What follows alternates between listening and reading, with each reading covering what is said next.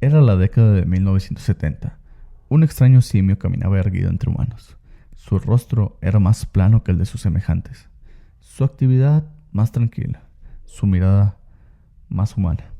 Lo llamaron Oliver. Algunos lo bautizaron como el eslabón perdido, otros como un experimento genético. Esta es la historia real de un chimpancé que confundió al mundo.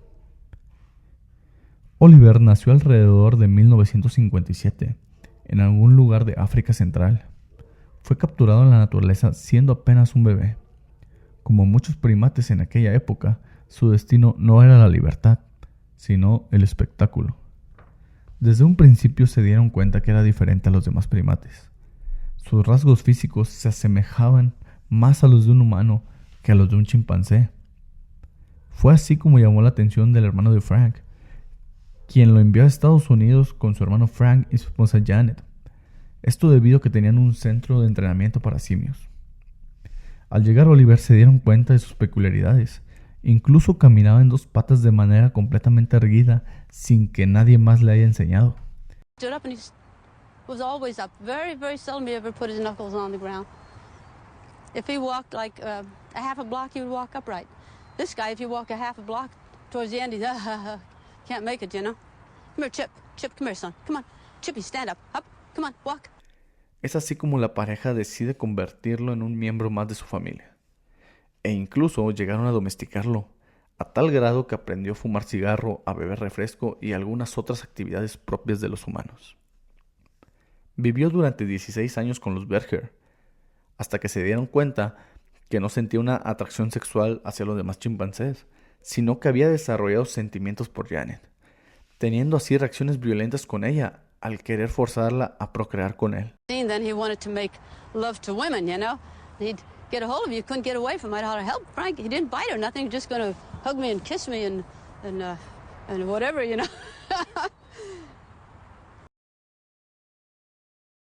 La situación se salió de sus manos, así que al no saber qué hacer y tratar de salvarse a sí mismos, decidieron venderlo. Esto fue el comienzo de su martirio, debido a que se convirtió en una atracción de parque de diversiones, teniendo como uno de sus dueños a Ralph Helfer, quien poseía varios parques de diversiones, en donde la atracción principal eran los animales, entre ellos Oliver. Ganándose así el apodo de Lumance, era uno de los estelares. Se volvió bastante popular en aquella época, e incluso llegó a estar en programas de televisión muy importantes. En todo el mundo pensaban que era un híbrido, y que incluso sus cromosomas no eran los de un simio. Y esta teoría tomó bastante fuerza, por lo que se popularizó aún más, volviéndose incluso una celebridad. Fue así hasta mediados de los años 80, hasta que Helfer fue acusado de maltrato animal y se vio obligado a desaparecer y cerrar muchos de sus negocios con animales. Es así como Oliver nuevamente quedó a la deriva y finalmente terminó en las instalaciones de Berkshire Corporation, que no era más que un laboratorio donde realizaban experimentos con animales. Durante 9 años lo mantuvieron cautivo en una jaula en la que apenas podía estar sentado, lo cual provocó que se desarrollara problemas de artritis y atrofia muscular. Aún así, sus peculiaridades y anomalías en su físico lo salvaron de ser objeto de experimentación por parecer demasiado humano, por lo que solamente sufrió maltratos menores.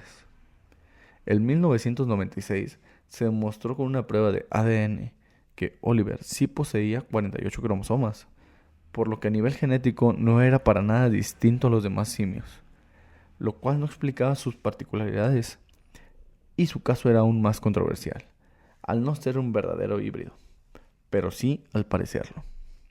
El estudio también reveló que sus genes coincidían con una especie originaria de Gabon, la cual era bastante escasa, y de ahí la explicación del por qué los demás primates lo rechazaron.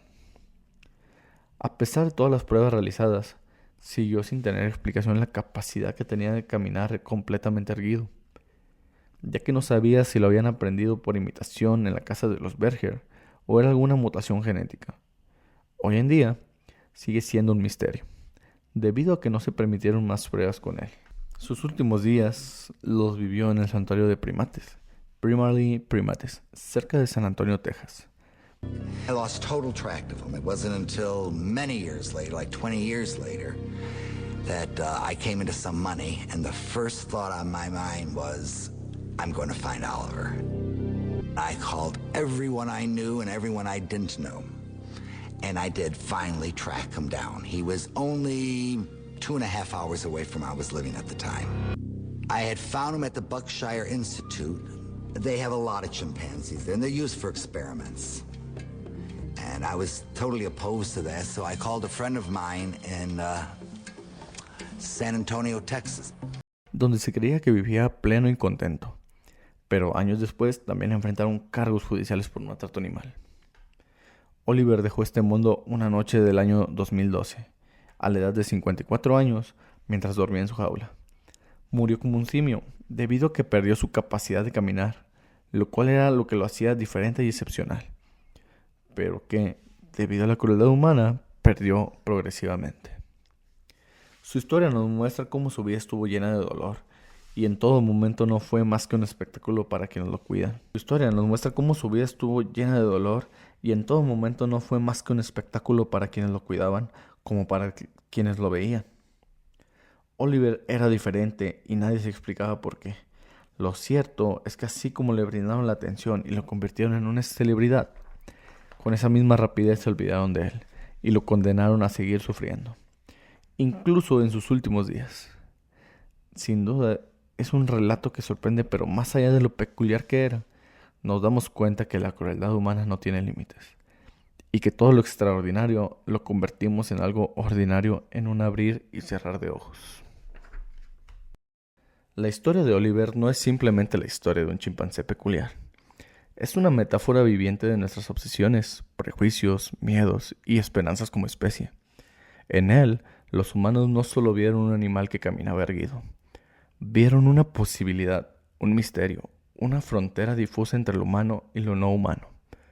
Oliver se convirtió, sin pedirlo, en el protagonista involuntario de una narración sensacionalista, una atracción de feria que reflejaba más sobre nosotros que sobre él.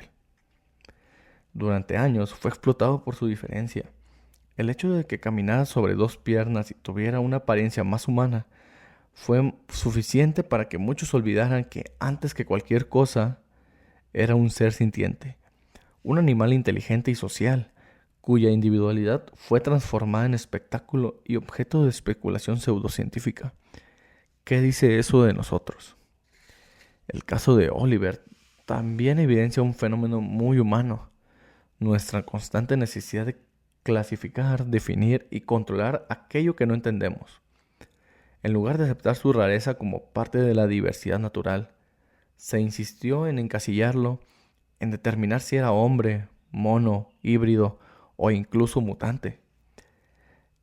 Esa urgencia por ponerle una etiqueta redujo su existencia a un debate genético, ignorando durante mucho tiempo lo esencial, su dignidad como ser vivo. Cuando finalmente la ciencia tuvo las herramientas necesarias para analizar su ADN, se reveló la verdad. Oliver no era un híbrido, ni una anomalía genética. Simplemente era un chimpancé, completamente perteneciente a su especie, y sin embargo, eso no lo hacía menos extraordinario. Lo verdaderamente impactante no era su posible mezcla genética, sino cómo lo tratamos basándonos en su parecido a nosotros. La paradoja es evidente. Cuando más parecido a lo humano parecía, más fascinación despertaba, pero también más explotación sufrió. Oliver nos deja una lección profunda sobre la ética y la empatía y el respeto.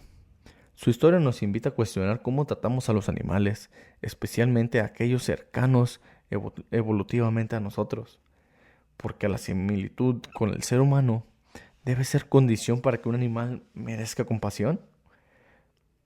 No deberíamos extender el respeto a toda forma de vida, sin esperar que imite lo que somos. En sus últimos años, Oliver encontró algo de paz. Fue cuidado, respetado y acompañado, pero su historia deja cicatrices que no deben olvidarse, no solo como un caso curioso en la historia de la ciencia, sino como un recordatorio de lo que somos capaces de hacer por ignorancia, ambición o simple indiferencia. Oliver fue, en cierto modo, un espejo evolutivo, no porque fuera una fusión entre especies, sino porque reflejó lo mejor y lo peor de la nuestra. A través de él se nos ofreció una oportunidad para entender que la humanidad no se mide solo por la biología, sino por la capacidad de actuar con compasión hacia los seres, incluso y sobre todo hacia aquellos que no pueden defenderse por sí mismos. Si te ha gustado la narración, sígueme y activa las notificaciones para seguir recibiendo relatos impresionantes y datos sorprendentes. Yo soy CG y nos escuchamos en la próxima historia.